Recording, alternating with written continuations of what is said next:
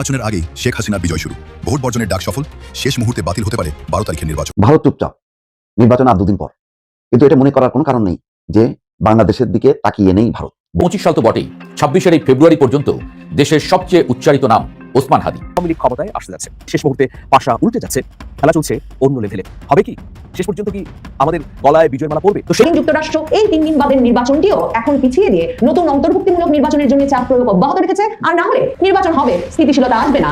হাদি হত্যার বিচারের দাবিতে গত শুক্রবার আবারও উত্তাল হয়ে ওঠে দেশ। ঢাকা পরিণত হয় রণক্ষেত্রে। জানিয়ে দিব এই মাত্র পাওয়া সর্বশেষ গুরুত্বপূর্ণ আপডেট খবর। দর্শক, এত সময় শুনছিলেন সংবাদ শিরোনাম, এবার থাকছে বিস্তারিত। তার আগে ছোট্ট একটা রিকোয়েস্ট করতে চাই, যারা এই ধরনের নিউজ দেখতে ভালোবাসেন, দেরি না করে চ্যানেলটি সাবস্ক্রাইব করে বেল আইকনটি অল করে দিবেন। তাহলে কথা লম্বা না করে চলুন ভিডিওটি শেষ পর্যন্ত দেখতে থাকি। দেবপ্রিয় এমনও কথা বলেছেন যে একটা অন্তর্ভুক্তিমূলক নির্বাচন করতে পারার সম্ভাবনা এখনো আছে। কাজেই মার্কিন যুক্তরাষ্ট্র শুধু আওয়ামী লীগকে বাংলাদেশের রাজনীতিতে ফেরাতে চাইছে এবং ফেরাতে তাদের খাসবান্দা সুশীল সমাজের প্রতিনিধিদের সক্রিয় করে দিয়েছে, এই ইঙ্গিতে স্পষ্ট হচ্ছে না। এমন সন্দেহ করবার কারণ আছে যে হয় মার্কিন যুক্তরাষ্ট্র এই 3 দিন বাদের নির্বাচনটিও এখন পিছিয়ে দিয়ে নতুন অন্তর্ভুক্তিমূলক নির্বাচনের জন্য চাপ প্রয়োগ অব্যাহত রেখেছে, আর না হলে নির্বাচন হবে, স্থিতিশীলতা আসবে না। তারপর একটা অন্তর্ভুক্তিমূলক নির্বাচনের জন্য এই খাস বান্দারাই আসলে বাংলাদেশে সক্রিয় ভূমিকা রাখবেন। বাংলাদেশের বর্তমান ভবিষ্যৎ রাজনীতি এবং নির্বাচন নিয়ে মার্কিন যুক্তরাষ্ট্রের আমেরিকার ডিপ স্টেটের মতামত এবং তাদের দৃষ্টিভঙ্গি যে একেবারে পাল্টে গেছে 2024-এর জুলাই আগস্ট থেকে এখন এসে নির্বাচনের আর মাত্র কদিন বাকি থাকতে, তার এক সুস্পষ্ট প্রমাণ হাজির করেছেন বাংলাদেশে মার্কিন যুক্তরাষ্ট্রের একেবারে খাস বান্দা যে সুশীল সমাজের প্রতিনিধিরা আছেন, তারা একজোট হয়ে একই সঙ্গে বাংলাদেশের সংখ্যালঘুদের ভয়ের পরিবেশ, তাদের ওপর অত্যাচার নির্যাতন নিয়ে উদ্বেগ প্রকাশ করে এবং এমন একটা নির্বাচন অনুষ্ঠিত হতে যাচ্ছে যেখানে একদিকে যেমন সংখ্যালঘু সম্প্রদায় সহ বিভিন্ন জনগোষ্ঠীকে অন্তর্ভুক্ত করা যাচ্ছে না, তেমনি যে ভিন্ন মতের রাজনৈতিক শক্তিকেও অন্তর্ভুক্ত করা যাচ্ছে না, এমন নির্বাচন অনুষ্ঠিত হলে বাংলাদেশে কিচ্ছুতেই স্থিতিশীলতা আসবে না, এ কথা এতদিনে তারা মুখ ফুটে বলতে জোট বেঁধেছেন। দেবপ্রিয় ভট্টাচার্য, বদিউল আলম মজুমদার, তৃতীয় মাত্রার জিল্লুর রহমান, এরা সব একত্র হয়ে এমন জরিপ প্রকাশ করেছেন, আবার নিজ নিজ সংগঠন থেকেও অন্তর্ভুক্তিমূলক নির্বাচনের জন্য এক রকমের রব তোলা শুরু করেছেন।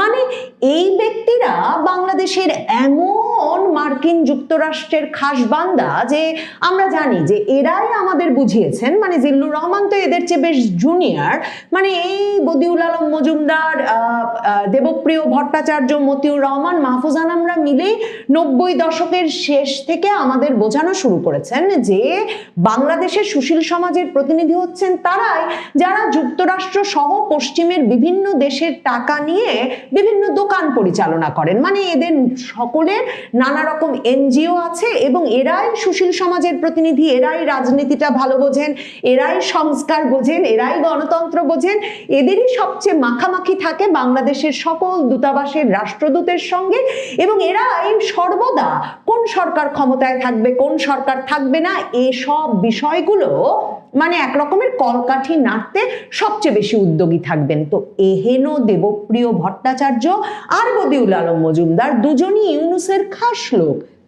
এই 17-18 মাস ধরে একেবারে চুপচাপ ছিলেন তারা, কোনো কথা নাই, মানে কোনো কথা নাই মানে তাদের কথা হচ্ছে বদিউল আলম মজুমদার তো মহা ব্যস্ত ছিলেন আলী রিয়াজের দরবারে সংবিধান সংস্কার করতে, জুলাই সনদ প্রণয়নে। সে সময় নানা রকম ভিডিও বেরিয়ে এসেছে যে তিনি নানাজনকেই, বিএনপির সালাউদ্দিন আহমেদ সহ নানাজনকে ধমকাচ্ছেন যে উনার কাছে একেবারে খাস জায়গা থেকে খবর আছে কে কি করেছেন, কাজেই তারা যাতে মানে তার যে প্রস্তাবিত বা তার আমেরিকা থেকে প্রেসক্রিপশন আনা যেসব সংস্কার প্রস্তাব রাজনৈতিক নেতারা যাতে মানে সেসব মেনে নেন। আর দেবপ্রিয় ভট্টাচার্য তিনি তো সেই সংখ্যার জনক যে বাংলাদেশে নাকি 28 উপায়ে দুর্নীতি করে 15 বছরে $234 বিলিয়ন অবৈধভাবে পাচার করে ফেলেছে শেখ হাসিনা সরকার। এরপর শেখ হাসিনা আওয়ামী লীগের তরফে বহুবার এই প্রশ্ন তোলা হলেও বা বাংলাদেশের মানে নানা ভেতরেও নানা জনের সামাজিক যোগাযোগ মাধ্যমে ক্রমাগত প্রশ্ন তুলেছেন বটে যে বাংলাদেশের ইকোনমির সাইজটা তেমন কিনা যে $234 বিলিয়ন 15 বছরে পাচার করে দিয়েও পদ্মা সেতু, ফ্লাইওভার থেকে শুরু করে এলিভেটেড এক্সপ্রেসওয়ে থেকে শুরু করে যাবতীয় কর্মকাণ্ড পরিচালনা করা গেল। কিন্তু মানে দেবপ্রিয়দের ব্যাপারটা হচ্ছে যখন যেরকম সেরকম একটা শিরোনাম ছেড়ে দিলেই হলো। খুবই সিগনিফিকেন্ট সে কারণে যে জিল্লুর রহমান তৃতীয় মাত্রা খ্যাত সাংবাদিক, তিনিও তো দোকান খুলেছেন সেন্টার ফর গভর্নেন্স স্টাডিজ নামে, এবং তিনি নিজেই সর্বত্র বলেন এবং পিটার হাসের ভীষণ ঘনিষ্ঠ ছিলেন শেখ হাসিনার শেষ আমলে, এবং তিনি নিজেই বলেন তার মার্কিন যুক্তরাষ্ট্র সহ বিদেশিদের সাথে পেশাগত কারণে ব্যাপক ইন্টারাকশন আছে, ব্যাপক যোগাযোগ আছে, এবং এই সেন্টার ফর গভর্নেন্স স্টাডিজ দোকান খোলার পর তিনি বাংলাদেশে এই সুশীল সমাজের ভেতরে একটা বড় ধরনের এন্ট্রি পেয়েছেন, খুবই গুরুত্বপূর্ণ তাৎপর্যপূর্ণ ভূমিকা রাখতে সক্ষম হচ্ছেন।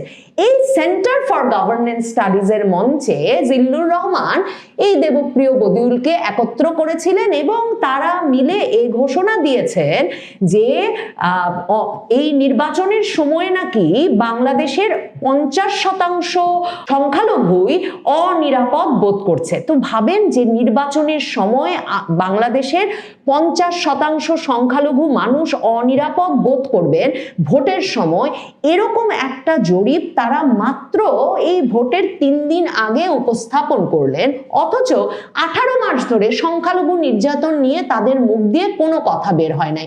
বুঝতেই পারেন এসব দোকান জরিপ করে সরাসরি মার্কিন যুক্তরাষ্ট্রের অর্থায়নে, কাজেই এখন তারা জানে মার্কিন যুক্তরাষ্ট্র ভীষণভাবে ট্রাম্প প্রশাসন আসবার পরে, বিশেষভাবে এই নিয়ে তো অনেক আলোচনা করেছি যে ট্রাম্প প্রশাসন আসবার ভাবে তারপরে তারা ভীষণভাবে উদ্বিগ্ন হয়ে উঠেছে যে বাংলাদেশে শেখ হাসিনা সরকারের পতন ঘটিয়ে বাইডেন সরকারের যেখানে একটা বড় ধরনের উস্কানি ছিল সেটা ঘটিয়ে শেষ পর্যন্ত বাংলাদেশের মধ্যপন্থী ধর্মনিরপেক্ষ সবচেয়ে বড় রাজনৈতিক শক্তিটাকে রাজনীতি থেকে ছুঁড়ে ফেলা হয়েছে। এবং বাংলাদেশে যে কথা ভারতের সংবাদ মাধ্যমকে 2025-এর ফেব্রুয়ারিতে মার্কিন যুক্তরাষ্ট্রের গোয়েন্দা প্রধান তুলসী গ্যাবার্ড স্পষ্টত বলেছেন যে তারা উদ্বিগ্ন যে বাংলাদেশে ইসলামপন্থীদের উত্থানের মাধ্যমে খিলাফত প্রতিষ্ঠার চেষ্টা হচ্ছে এবং ট্রাম্প প্রশাসন খিলাফত প্রতিষ্ঠার চেষ্টা যে কোনোভাবে বন্ধ করবে।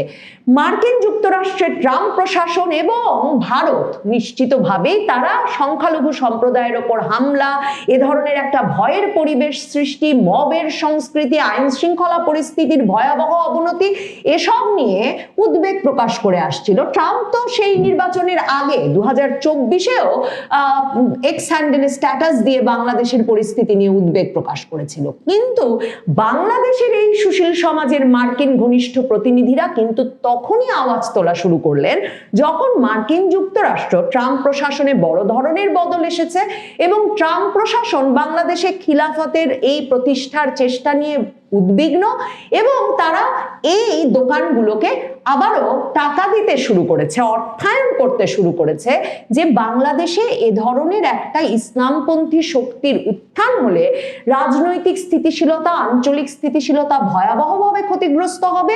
কারণ ভারত ট্রাম্প প্রশাসন এই অঞ্চলের ইন্দো প্রশান্ত মহাসাগরীয় অঞ্চলের সবচেয়ে গুরুত্বপূর্ণ পরামর্শক হিসেবে মনে করে এবং ভারত বারবার মার্কিন প্রশাসনকে সে কথা বলছে। এখন দেখেন বাংলাদেশের হিন্দু ব্রাহ্মণ সুশীল সমাজের প্রতিনিধি দেবপ্রিয় ভট্টাচার্য জিল্লুর রহমানের দোকান সিজিএস যখন জরিপ করে ঘোষণা দিচ্ছে যে নির্বাচনের সময় 50% সংখ্যালঘুই নিরাপত্তাহীনতায় ভুগছে, তখন এতদিন পর দেবপ্রিয় ভট্টাচার্য মুখ খুলেছেন। তিনি বলেছেন যে এই যে সংখ্যালঘু সম্প্রদায়ের উপর অত্যাচার নির্যাতনের যত ঘটনা এই 17-18 মাসে বেরিয়ে এসেছে, আর ইউনূস সরকার যে এগুলোকে বিচ্ছিন্ন ঘটনা বলছে, সে কথা কোনোভাবেই মানা যায় না। কারণ তিনি এতদিনে তার বুদ্ধি খুলেছে। তিনি বলছেন যে নারীর উপর যখন সহিংসতা হয় তখন কি আমরা বলি এটা জমি জমার বিরোধ? নারী দুর্বল বলেই তার উপর হামলা হয়। তেমনি হিন্দু সম্প্রদায়ের ওপর, সংখ্যালঘু সম্প্রদায়ের ওপর যে 645টা আক্রমণ হয়েছে তা হতে পেরেছে কারণ তারা দুর্বল জনগোষ্ঠী। দেখেন, মাথার বুদ্ধি একদম খুলে গেছে। এবং দেবপ্রিয় ভট্টাচার্য শুধু যে জিল্লুরের দোকানে এসে সংখ্যালঘুদের পক্ষে কথা বলছেন তাই নয়, মানে যেটা নাকি আওয়ামী লীগের বয়ান, ভারতের বয়ান বলে বাংলাদেশে ইউনূস সরকার, বাংলাদেশের জাতীয় নাগরিক পার্টি, তরুণ নেতারা প্রচার করছেন এবং এই সুশীল সমাজের প্রতিনিধি দল এতদিন পর্যন্ত হুক্কা হুয়া রবে বলে আসছিলেন যে ঠিক কথা ঠিক কথা, এ ভারতীয় বয়ানে আওয়ামী বয়ান।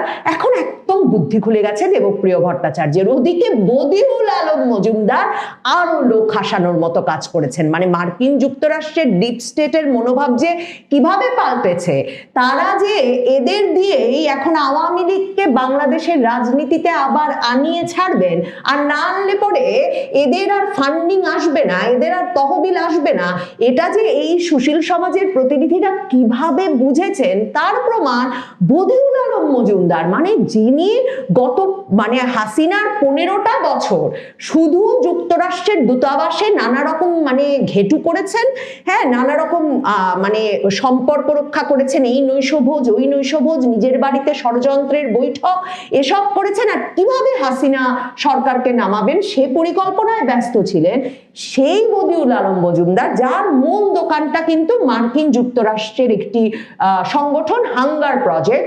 এবং দেখেন যে এই হাঙ্গার প্রজেক্টের তিনি দশকের পর দশক ধরে বাংলাদেশে প্রধান পদে দায়িত্ব পালন করছেন। কাজেই মার্কিন যুক্তরাষ্ট্রের কথা না শুনলে তার চাকরি, প্রজেক্ট, প্রকল্প, দোকান সব যাবে। সেই বদিউল আলম মজুমদার এই মঞ্চে হাত তুলে বলেছেন, আমাকে সরকারের অংশ ভাববেন না, আমি ইউনূস সরকারের ঠিক ততটুকু অংশ ছিলাম যতটুকু অংশ দেবপ্রিয় ছিল। কারণ দেবপ্রিয় শ্বেতপত্র প্রণয়ন করে দিয়েছে ইউনূস সরকারের জন্য, আর আমি আমার অভিজ্ঞতা কাজে লাগিয়ে সংবিধান সংস্কার করেছি। কিন্তু তার মানে আমাকে কিছুতেই ইউনূস সরকারের অংশ হিসাবে ঘোষণা করা যাবে না। দেবপ্রিয় ভট্টাচার্যের দোকান সিপিডি থেকে তারা কিন্তু স্পষ্ট করে আওয়ামী লীগকে এখন ডাকছেন। সিপিডি আলাদা করে সংবাদ সম্মেলন করেছে এবং আলাদা সংবাদ সম্মেলন করে ঘোষণা দিয়েছে 7 তারিখে যে আওয়ামী লীগকে বাদ দিলে 12ই ফেব্রুয়ারির নির্বাচন অন্তর্ভুক্তিমূলক হবে না। ভাবেন, দেবপ্রিয়র দোকান 2025-এর মে মাসে আওয়ামী লীগ নিষিদ্ধ হয়েছে কার্যক্রম, তখন থেকে এখন পর্যন্ত মুখ দিয়ে তাদের আওয়াজ বের হয় না। এই দিনের মাসের পর মাস ধরে আমরা জানি আওয়ামী লীগের নৌকা ব্যালটে থাকবে না, নির্বাচনে তারা অংশ নিতে পারবে না। এখন সিপিডি মুখ খুলে বলছে আসন্ন ত্রয়োদশ জাতীয় সংসদ নির্বাচন থেকে আওয়ামী লীগকে বাদ দেওয়া হলে সে নির্বাচন অন্তর্ভুক্তিমূলক হবে না।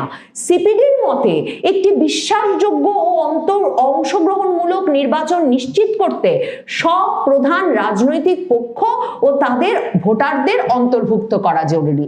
খুবই তাৎপর্যপূর্ণ হচ্ছে, জিল্লুর রহমানের দোকানের অনুষ্ঠানে গিয়ে দেবপ্রিয় ভট্টাচার্য বলেছেন যে এই সরকারের দম ফুরিয়ে এসেছে ঠিক আছে, কিন্তু এই সরকার একটা মাত্র কাজ করে ইতিহাসে কোনো ভালো অবদান রেখে যেতে পারে, সেটা হচ্ছে তারা যদি সত্যিকার অর্থে নারী, সংখ্যালঘু এবং ভিন্ন রাজনৈতিক শক্তিকে অন্তর্ভুক্ত করার মাধ্যমে একটা নির্বাচন অনুষ্ঠান করতে পারে।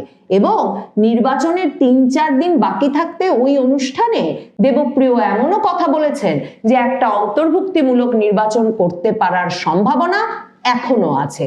কাজেই মার্কিন যুক্তরাষ্ট্র শুধু আওয়ামী লীগকে বাংলাদেশের রাজনীতিতে ফেরাতে চাইছে এবং ফেরাতে তাদের খাস বান্দা সুশীল সমাজের প্রতিনিধিদের সক্রিয় করে দিয়েছে, এই ইঙ্গিতে স্পষ্ট হচ্ছে না।